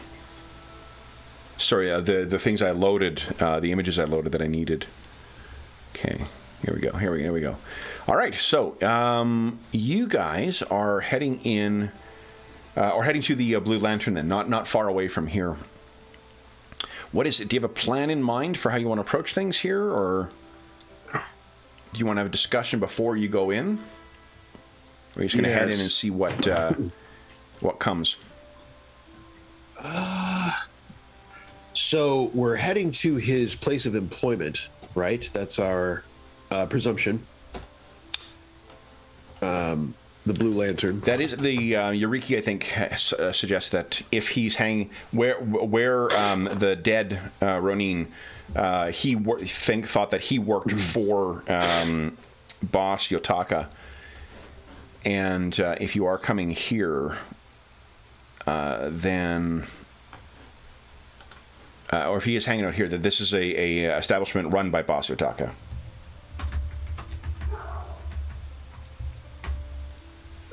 So you can draw from that what you will. So do we want to go in and confront him here, or perhaps on his exit? So he's not actually in the premises? What do you think? Is that worth bothering with, or should we just... I don't think you guys know what he looks like just yet. You have a name, right? But that's it. What Well, I guess we just go in and ask for him then, or start looking around and.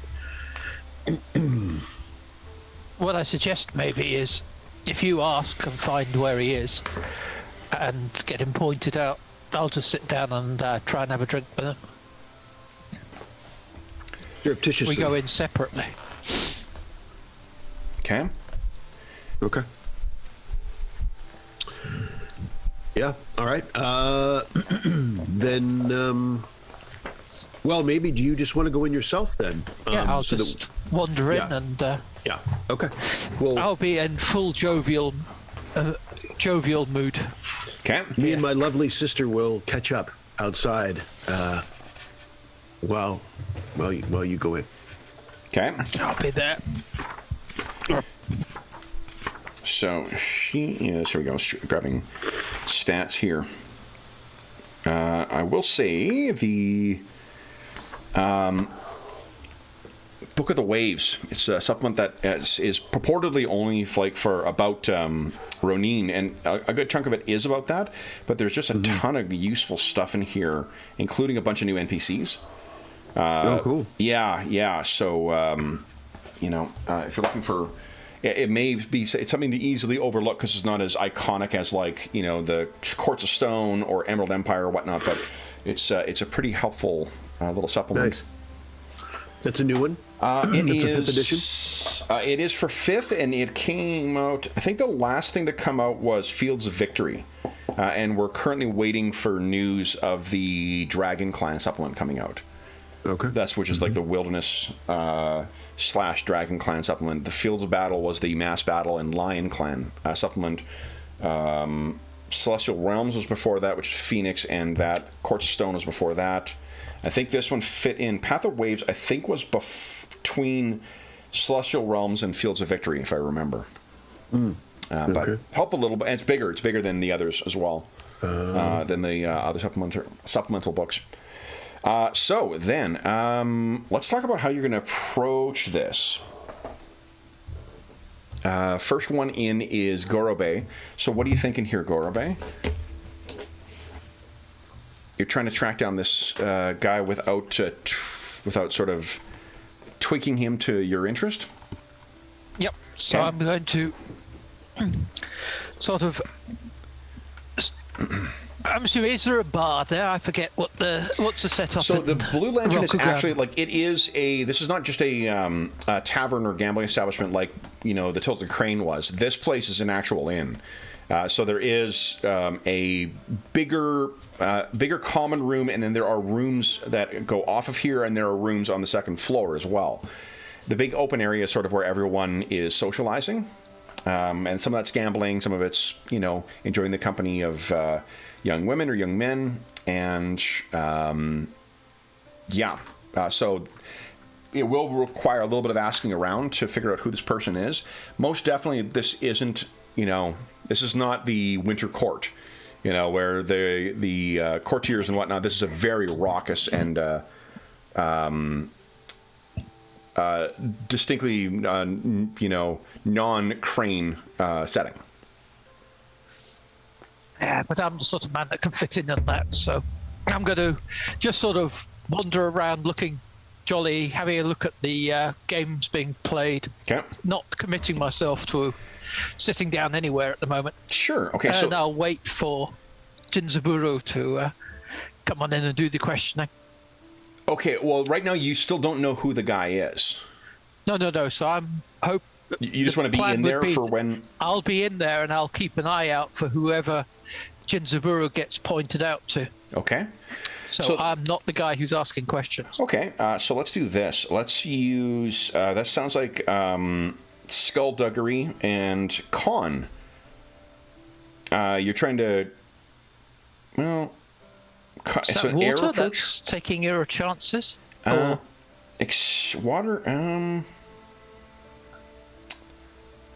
Flexible, ready to adapt as the situation demands. Siege chances as they arise. Yeah, I'd buy that. So skullduggery and water, please. Okay. You can feel free to spend void points as well if you like. Go on then. So if I do that, how do I change the roll? You just add one extra one extra ring into it. Okay, one extra ring. Ring dice, yeah.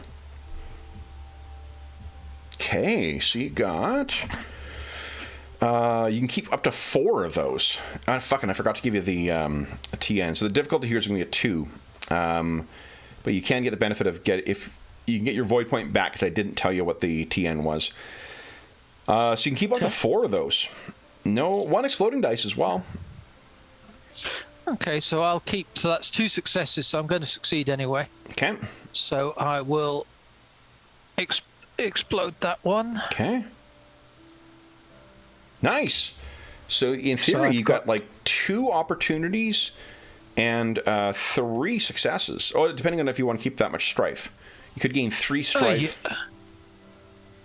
I'll keep the 3 strife. Nice. For now. So then you get 1 extra advantage or 1 extra success on top of everything too. What do you have anything you want to spend your opportunity on? Anything that jumps out at you? Can I see if the boss man's in here? Okay. Let's see here. I've forgotten his name again. His name is Boss Yotaka. Yotaka. And let's see here. Wonder. Spot interesting physical detail. Yep. I'll let you do that for the 2 opportunity. You can see that there is someone who is sitting kind of in a corner, and the way that others are acting to him, and which in both a fawning and fearful way, just tells you that this old guy here must be Boss Yotaka. And are there any, I guess I'd be able to judge if there are any Ronin sitting with him? Ronin? There are, yeah. There's several. Because you can tell them, in spite of being wave men, they still, the wearing of the daisho are, is the mark of a samurai station. Even Jinzaburo, while he doesn't carry the katana, he does carry the wakizashi. And you can see that there are on battered old sword stands, and they're the scabbards are not looking great, but there are at least 2 Ronin who are sitting with him, based on the where the swords are placed near them on the sword stand, ready at hand, but also apparent to give notion of station. You can tell that those 2 as well, they are very deferential to him in a way that, depending on your feelings on the propriety of the caste system, seems really out of place. Right. So I'll focus attention on those. Okay. Well, I'll split my attention between Jinzaburo when he comes in and this little grouping in the corner. Okay. So while you're outside with Kita, Jinzaburo says, what she says is, how do you intend to conduct this investigation? Or this interrogation? I feel like we should have this in a controlled environment, not here. Indeed. I agree. I guess we find him inside and bring him into... is there a magistrate office, Kevin? Yeah, there's definitely be a place where you can bring facility. You could even, if you don't want to drag him out of here, any of the Yuriki's offices could easily be turned over for you as well. But yes, you could bring him back to proper, what is it, the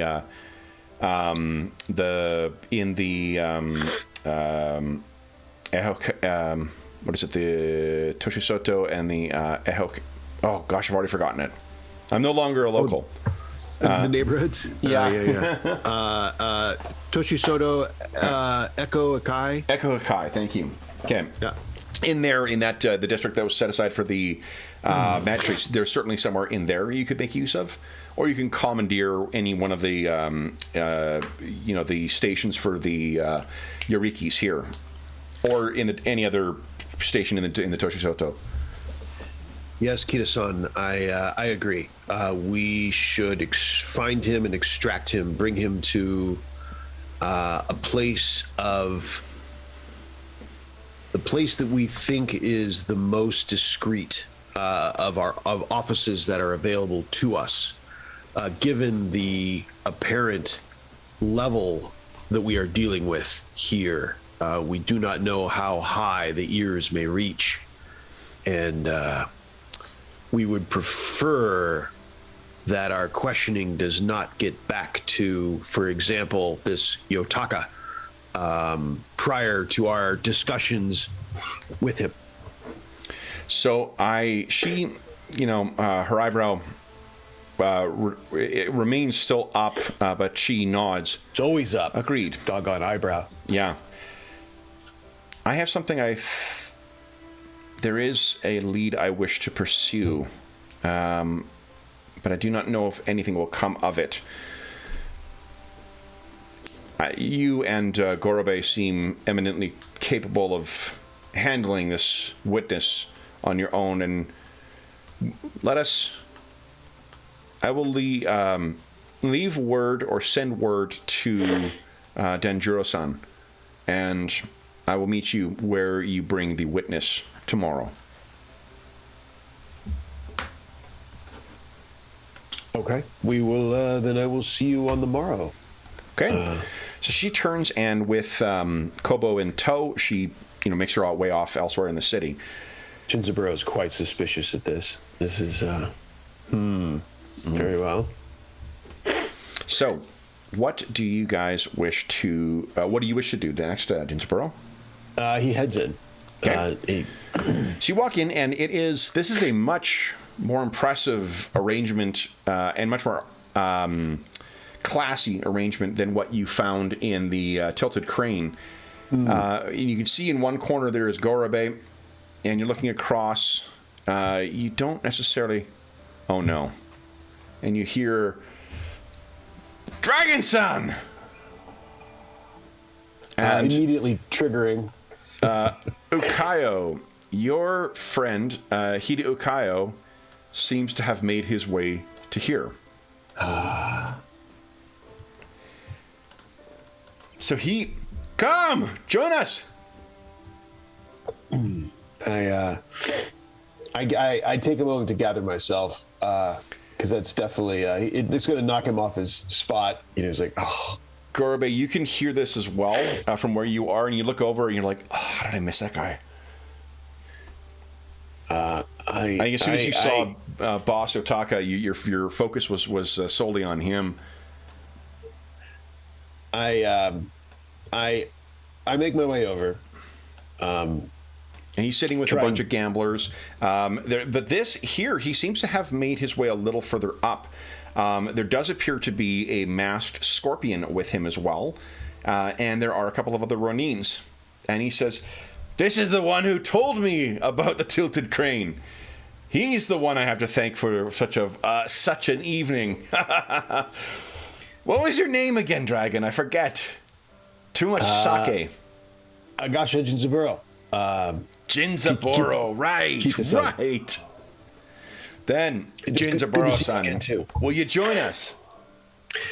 I wish I could. I am here on official magistrate business. Otherwise, of course, turns and hits the scorpion sitting at the table, and he says he has a crane keeper, a crane keeping a dragon.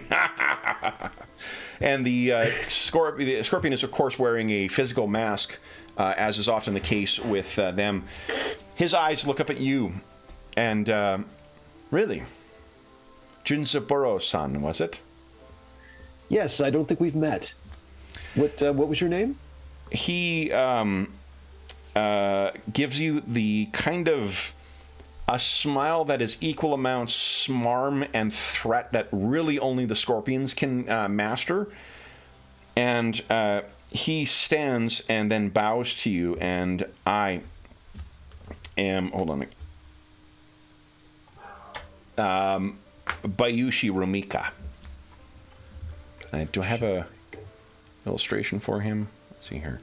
I have a lot of Scorpion Clan illustrations because they're my favorite clan. One of my favorite clans. No, they're probably even more so than the Mantis. Let's see if I got a... I have a Scorpion Man. Let's see, what about a Bayushi? Their colors are like a maroon. Oh, you know what? I wonder if I've got it in. No, I don't. Shoot. So I thought I may have it in another page, but I do not. I will load a picture of him between now and then. His hair is long and dark. He has a maroon mask on that sort of half covers the face. One of the things that the Scorpion, that is a signature part of the Scorpion clan, there is a concept in Rokugan of the on, your face that you put on. It's the mask of sincerity that all cultured Rokugani will offer to each other. They won't be so gauche as to show you the roiling emotions that lurk beneath that. To poke fun at it, or perhaps just to call an abundant amount of clarity to it, the Scorpions literally wear masks, so you are always reminded that what you see on them is not what the truth is. So he gets up, bows to you. Well met. Are you new to Otosen Uchi? And, Indeed I am. The Ukayo says, he just got here. He's only fresh off the mountain. It is the truth. The crab speaks the truth. I am here on an assignment, and I was just getting underway when I met our fine crab friend. But the Scorpion brings a finger up to his lips as if thinking, I'd heard that the Dragon Clan had appointed not one but 2 magistrates. Do I have the honor of speaking to the newest appointed Emerald Magistrate, Junzaburo-san? You do me kindness, yes. Indeed you do. You must be... your eagerness with which you throw yourself into the task appointed by the Emperor, it really does a credit to your clan. She looks down, or he, sorry, looks down at Ukayo and says they dragons are known for contemplating things sometimes for a lifetime before reaching an answer. So to find one so eager to act so quickly, a true treasure. I greatly value my clan's thoughtfulness and its contemplation on matters, but thoughtfulness, that is how it should be put. Mm-hmm. He nods. Indeed. Realizing that the Scorpion's full of nonsense, but just going along with trying to get out of this. Gorbe, you look over and you can see that there is Junzaburo seems to have been roped into not only a conversation with Okayo, he's talking to a Scorpion. And let's see, why don't you give us a... I think this will be a difficulty 3 for you to identify this person. But why don't you give us a culture? I think, you know what? Playing to your strengths here, you could use culture and water. Survey the surroundings for a clue. Or recall from memory if it's earth. Nice. Holy smokes. And this is also subtle observer, what I think would apply here if you'd like. So you could re-roll 2 of those. But that's a really good roll. It is indeed. 2 exploding dice. What are you thinking, Gorobe? You only need 3 successes in order to get that, and you can keep 3 of those dice. You have those 3 if you keep the 2 exploding. Oh, and you might be muted, James. Sorry. Can you hear me? Can now, yeah. yeah. Yep. Okay, so I've got 3 there. Yes, so I'll keep the 3. Okay. And the other success, obviously. So that's 3 successes. Okay, so re-roll 2 ring dice, please. 2 ring.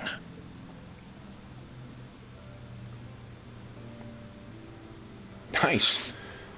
So you have in total 4 successes, 4 strife.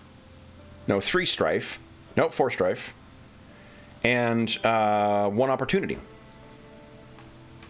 What would you like to spend that opportunity on? Because you're in water, I think you can drop that strife gain by 2 if you like, and only gain 2. Which is a good idea, because my strife's building up. Okay. Well, I'll tell you one of the reasons why here. This is, let me put the name in for you. Bayushi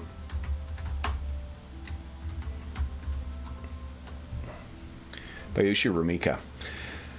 You know of Rumika because in your capacity as trying to kind of keep things, not only for yourself, but for your master on the down low, the Scorpion are the sort of the in the same way that where the crane find a dark mirror in the lion in terms of how you resolve things in a martial way. The crane resolve it through dueling and, very limited, sort of applications of martial force, whereas the lion are the epitome of war in Rokugan. They are more, nothing would make them happier than to die in glory for the Emperor.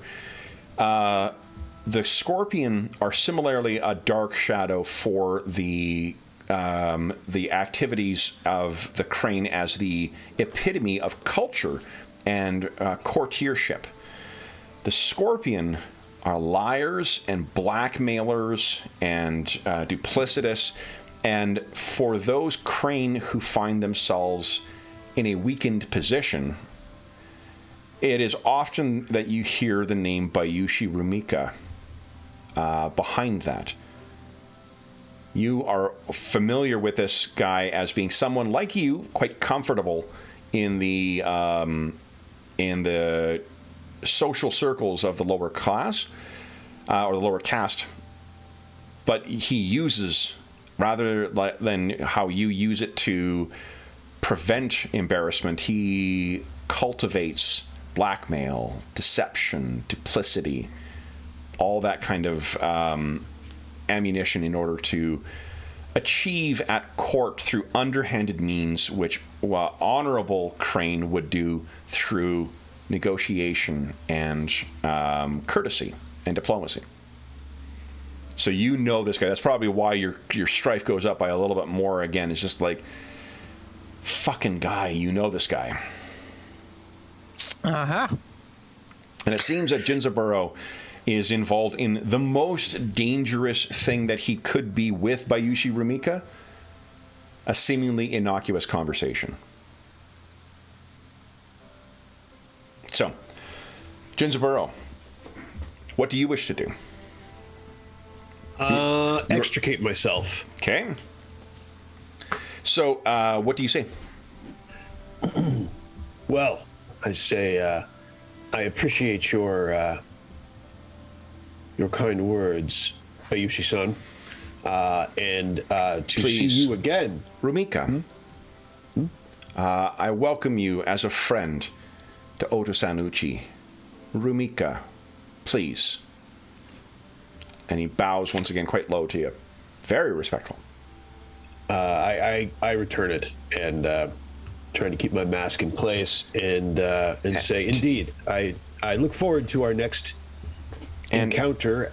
He turns to Ukayo and he says, I believe, Crab-san, that Jinzaburo does not wish to avail himself of your courtesy any longer. And you don't need to have spent time in court to know that he is needling a very easily angered Crab. And he looks up. There's a mixture of, like, more hurt at this point than anger, but you know that the sake is likely to make that turn very quickly. So what do you do? I say, oh, my new scorpion friend up to his. Let's see, what is the Rokugan term for bar shenanigans? Therefore, my new scorpion's friend is his honey. His honey turns to.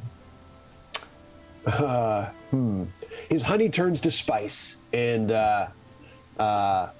tries to get your ire, and I slap. I do my best. I slap Ukio's shoulder with the mirth that I think he would like. Okay. Whether that's true or not, Okay, so let's have you do a. Okay, I think that is a social skill for sure.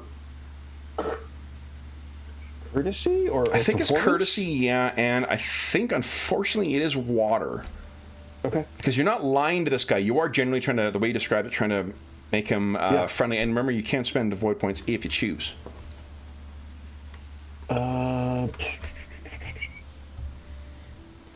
Let's see here. Sure. Okay. Let's go ahead and we'll do it. Oh, and difficulty for this, for him, is his vigilance, which I believe is a 2. All right. Okay, so it's 2. You keep up to 3 of those. 2 successes and a strife. And what? Oh, you're in water, right? I'm in water. Yeah. So, I will. Yeah. I mean, I will take the. I will take all the. I will drop the blank. and if I might make a suggestion as well, just I remember seeing this last time. Remember, you can spend, because you're in water. I believe you can spend 1. Or maybe that was earth.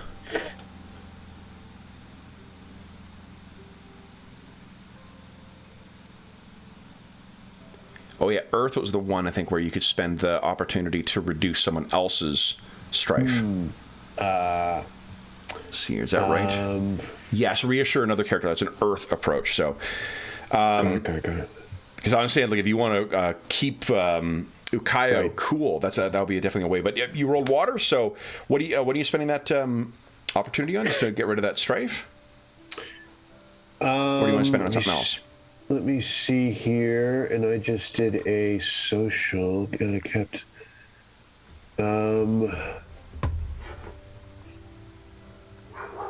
Let's see. For the opportunity, still looking at that. What about the one water social? Add a kept ring dice set to a opportunity result to your next social check before the end of the scene. Yes, yeah. There's probably more eyes on you than what's at this table. So indeed. Sure, yeah. You when you roll next time, one of your dice will be set towards an opportunity. So he kind of that's wild, and he shakes his big finger at you. His finger is almost like half the size of your wrist, and he's like, "Next time." And save a little glance at the scorpion, and then raise my hand, or, Ramika and once get again out of there. Nods, and he has from the expression on his face, you'd think he got exactly what he wanted and is not making any effort to hide it. But as he sits back down, his eyes steadied on you. And I make my way out of there. Okay. So, Gorobe, I'm not sure how you were planning to respond when you saw him falling into that scorpion's trap, but it appears that he has extricated himself without suffering the sting. So, Dinsboro, you step away and you can see Gorobe is sitting, kind of on his own at one of the tables, and he has a look of... What would you describe his expression as, Gorobe? Oh, you might be muted again there, James. Sorry.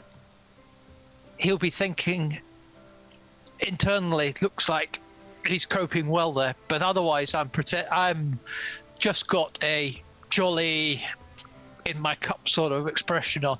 Okay. Life for the party sort of thing. I think I'll be probably at this point. I'll be sitting with. I'll join some other guys drinking rather than sitting on my own. Okay.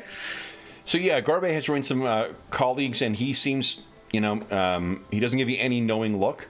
Jinsaburo, what do you do next?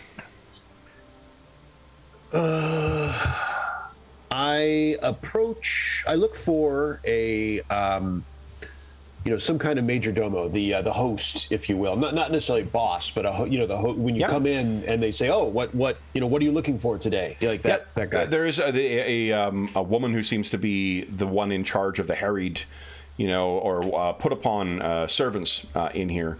She seems to be barking, orders at one of them, and they go racing off. I approach her.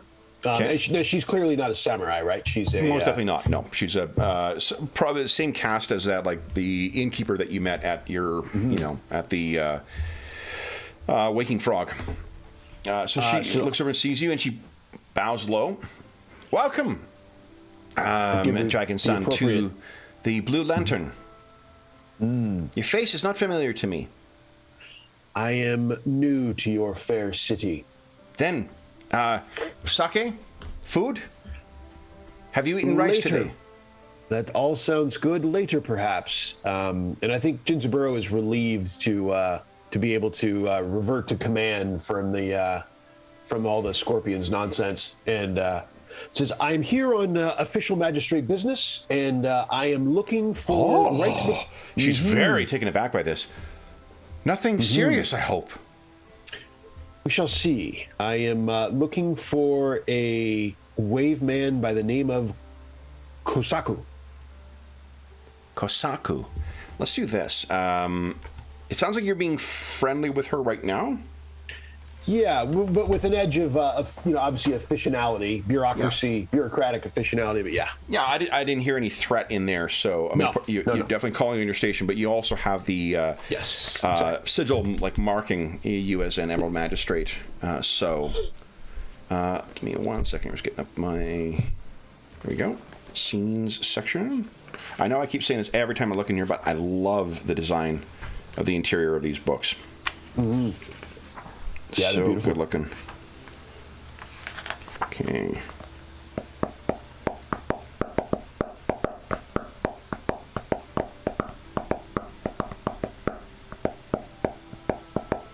Okay, those are the Vigilance. Okay, so I think the target number is going to be a 3 for you here. It will be... To me, it sounds like you are using command, because this is someone who's of lower station. And charm is water, but you're not inciting them. No. It sounds like earth, maybe. You're trying to reason? Yeah, I think that's fair. Because you're not offering any kind of esoteric insight in here, so I don't think it's necessarily void. Yeah.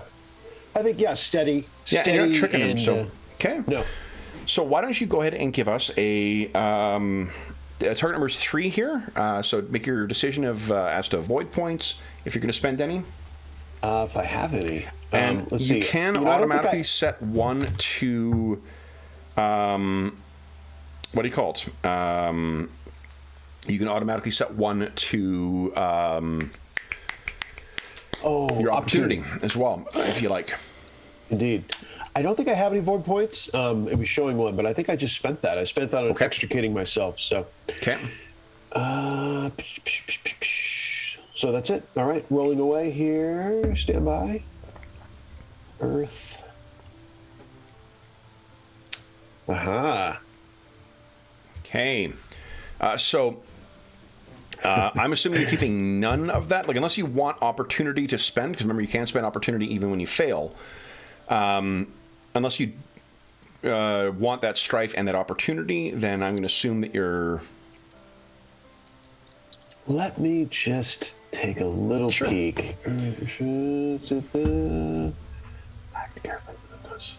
Huh. There is one on Earth that's one or more. Act carefully to minimize consequences of failure. or other dangers that could arise from the task. Extra makes it even safer. This would just be 1. Yeah, I think I'll do that. I think I will try to, I will try to navigate, when this doesn't go as I wish, I will be trying to navigate. Okay, so say again, which one is it you're selecting? Let's see, it's Earth, act 1 or more opportunity, act carefully to minimize consequences of failure or other dangers that could arise from the task. Okay. So in as much as I don't get, in as much as she doesn't give me the answer I want, I try to navigate that, I expected that answer. Like, I know. Okay. But what I'm trying to get to the person that can tell me what I want to know. Okay.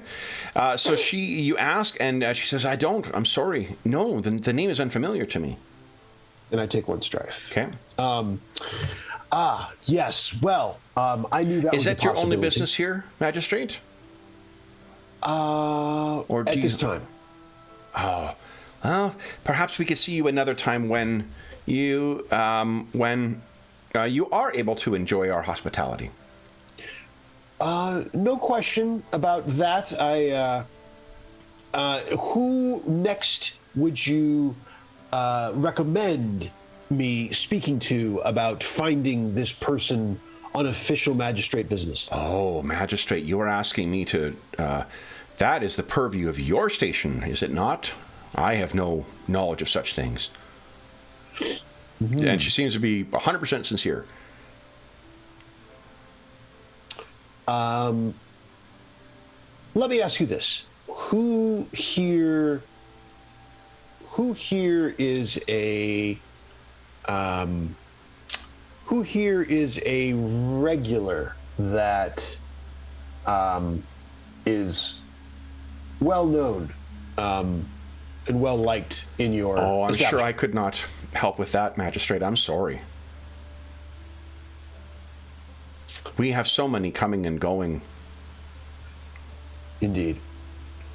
It is impressive. I think the last time you have seen such an impressive bit of stonewalling is when someone built up a retaining wall at one of the monasteries to prevent an avalanche.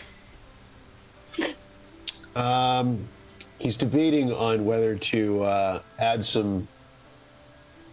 a bit of spice as a scorpion might, and says, "Well, I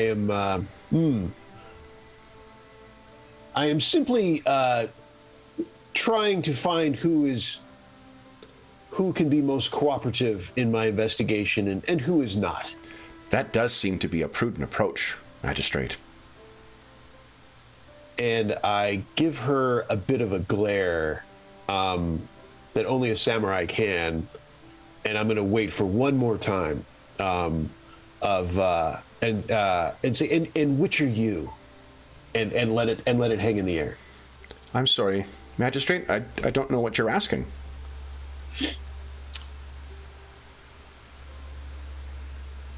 Who has been here the most of everyone in this room in the last month? I think she says, I'm sorry, Magistrate, I don't know how I could answer that. It is such a busy... I'm sure that such lowly activities as running this may be beneath you, but I don't have time to pay attention to who is coming and going. Okay, I'll give her a look of displeasure, and I'll freeze on that for a moment, and I say, I see. And I just turn from her. I will tell you, because of your subtle observer thing too, she just told you she doesn't have a way of keeping track of things coming and going. But when she initially approached you, she specifically said, "I don't recognize you." Yeah, right. I will turn from her without further. If you want to try and turn this into a more aggressive thing, you can try and threaten her, but it will leave you open to potential consequences too. Right.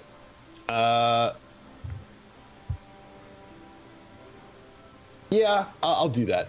Okay. I think he's going to. So he's being. I think this is kind of what happens. I mean, it's expected to some extent. and part of the job is asserting you have to actually assert your authority. To be honest as well, too, let's talk about Jinzaburo's personality, too. Provocation is something he thrives on anyway. Yeah. So maybe like you spend a moment trying to step away and you're thinking like, hold on, I'm not approaching this the way I choose to. Yeah.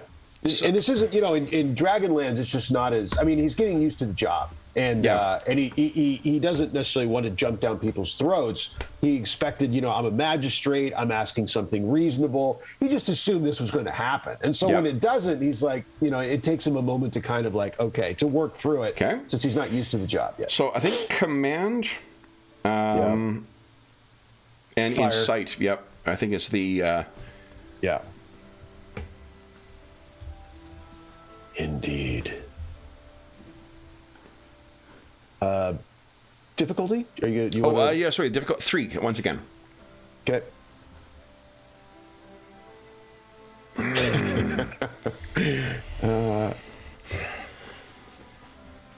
Let's see. You definitely. The upside is you can clear 3 strife, because I don't think you've used provocation this scene yet. That was in the last scene when you got that. But do you want to keep any of those things? You could use it for opportunities, or you could.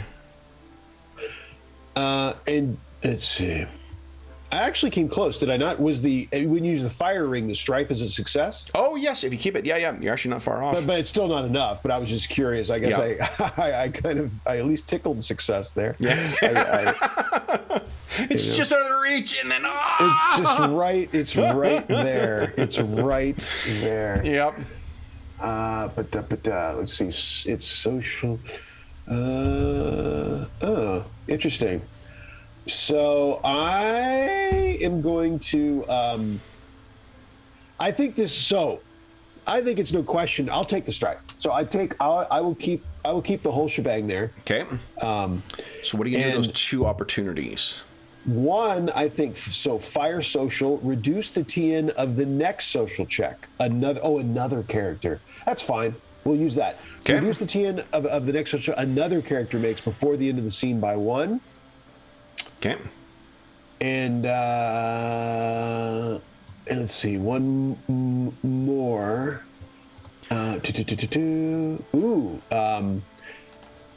Yeah, sure. So, wait. There's a couple tempting ones under fire. The first 2 there are. Sorry, I'm just trying to find here. Under the table 8-1. The fire one, I'm reading it as choose another character, increase the target number. There's nothing that decreases the target number. Choose another character. On table number 2, you say? Hold on, table 2. The last one I took was fire social.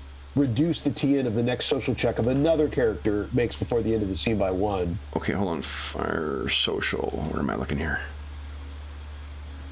Oh, here we go.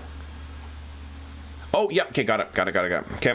So that's basically for Gorobei. Yeah, I could try to set up Gorobei to help out here. Yeah. Okay. And then table 1, fire. The top 2 are very tempting. Either inflame her just because. Yeah.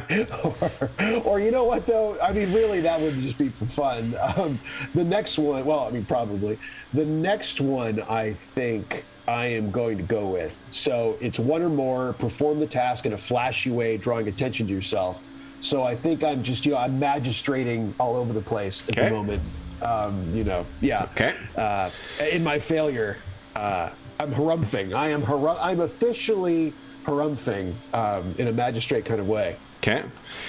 So then what would happen is you would gain your 2 strife from that, but I'm going to say at the conclusion of that round is where you get the benefit of inciting or provocation, so you can remove the 3 strife from it then. Okay. Because this is the shit you love. Yeah. So you're back down to 0 strife again. I'm just learning how it applies to my new job, though. That's really the yeah. Absolutely. Then let's cut to Gorobei. You can see Jinzaburo seems to have been chewing out this, hostess of the bar. at least the bar portion of the Blue Lantern. And I mean, it doesn't surprise you for someone who has to deal with like drunk samurai and drunk ronin and drunk gamblers and all sorts of really difficult things. She's not a wilting flower before his heat, but he's getting attention to himself, but he seems more comfortable in that environment. Gorby, what are you thinking of doing? Oh, you can remove that strife there too, Ginzerboro. Okay. It's time. Yeah. Well, since it doesn't seem to, I'm judging that Ginzerboro isn't making much headway on finding the right person. I will start nattering with the guys next to me. Okay.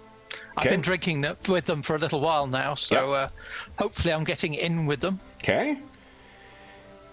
So what are we thinking here?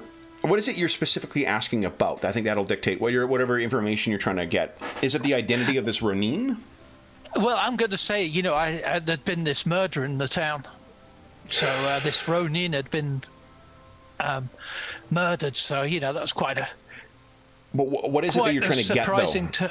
Like, if you... Well, I'm wanting to spin that on that apparently, someone had seen it happen. Oh, okay. And so again, I'm going to work it towards... The goal is to get to the name of the Ronin? Yeah, without going... Yeah, okay. So then I think that is... It's potentially, depending on your approach, it could be command, it could be courtesy, if you're trying to speak them on the same level. It could be skullduggery, if you're talking about in a conspiratorial kind of way. No, I'm keeping it on the... I'm just having a chat. Okay. A few guys in the bar talking about the gossip. Something exciting happened. Yeah. And does anyone know any more about it? I think that's more trick than it is charm. And I'll tell you why, is because I think what you're trying to do is direct the conversation towards them inadvertently revealing something, right? Yep. That sound fair? Okay. You've got a void point if you want to spend it. I'll do that. Okay. And which... Oh, sorry. The difficulty of this one is only going to be a 2. Which element do you think is most appropriate? I think air, probably, because you're tricking them. Air, indeed. Yep. Yeah. Okay. More so, because you're not trying to reason with them. You're not trying to charm them and just get them to give it up. You're trying to, get them to be like, oh, yeah, that's him over there, Well, lots of opportunities. Oh, your air is awesome, too. Holy shit. So you can keep up to 3 of those. But only one success. What is the air... let's see here. What is the air stance? Does that give you anything of value? Well, this is... Well, it's for targeting you. Things targeting you go up by 1. Say, is it... But that also works on my subtle observer to see if anybody's reacting strangely on this. Because that's a courtesy. You know what? I'll let you use playfulness. I don't think subtle observer necessarily, because you're not you're taking an active hand here, not trying to notice something, but your playfulness could definitely play into there. So if you want to... Is it possible that the opportunity that I chose last time would come into play here, where I was reducing the TN of 1 for the next social check of another character? Yeah, absolutely. So both of those would apply here. So target is only going to be a 1. Oh, okay. So and you can also re-roll 2 of those because of your playfulness. Okay, so I will re-roll one of the ring dice with just the opportunity and the blank. Okay, you got it. So ring and a skill dice. Ring and a skill. Nice, an exploding dice too. So you can keep 3 of those total right now.